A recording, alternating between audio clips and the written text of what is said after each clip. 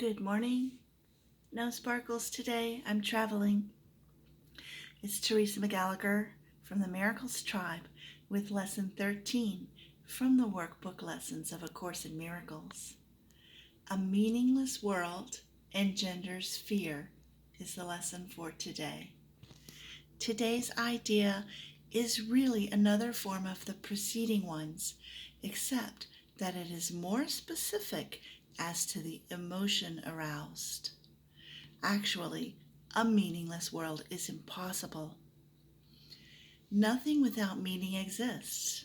However, it does not follow that you will not think you perceive something that has no meaning.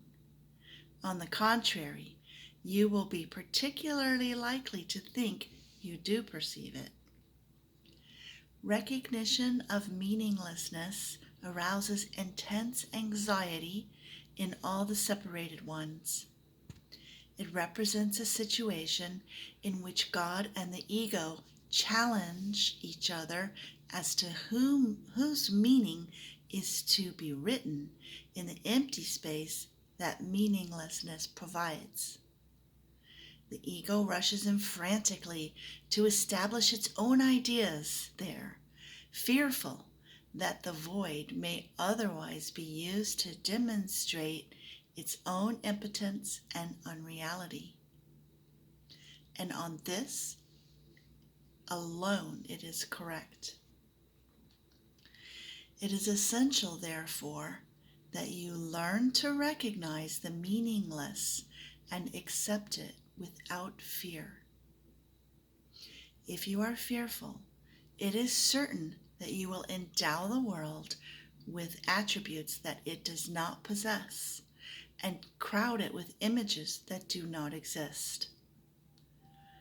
To the ego, illusions are safety devices, as they must also be to you who equate yourself with the ego. The exercises for today, which should be done about 3 or 4 times for not more than a minute or so at most each time, are to be practiced in a somewhat different way from the preceding ones.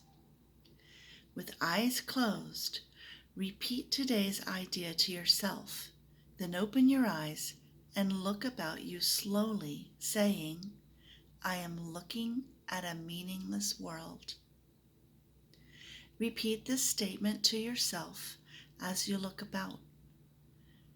Then close your eyes and conclude with, a meaningless world engenders fear because I think I am in competition with God. You may find it difficult to avoid resistance in one form or another to this concluding statement. Whatever form such resistance may take, remind yourself that you are really afraid of such a thought because of the vengeance of the enemy. You are not expected to believe the statement at this point, and will probably dismiss it as preposterous. Note carefully, however, any signs of overt or covert fear which it may arouse. This is our first attempt at stating an explicit cause and effect relationship of a kind which you are very inexperienced in recognizing.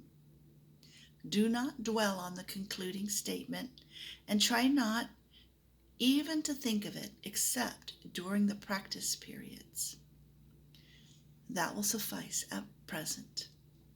So if you would like to do it with me now, the directions say, tell yourself the lesson, a meaningless world engenders fear. Then look about yourself and tell yourself, I am looking at a meaningless world. I am looking at a meaningless world.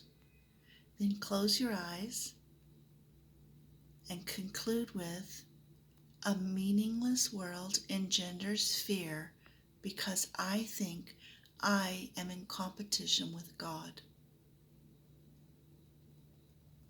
I hope you have a wonderful and meaningless day.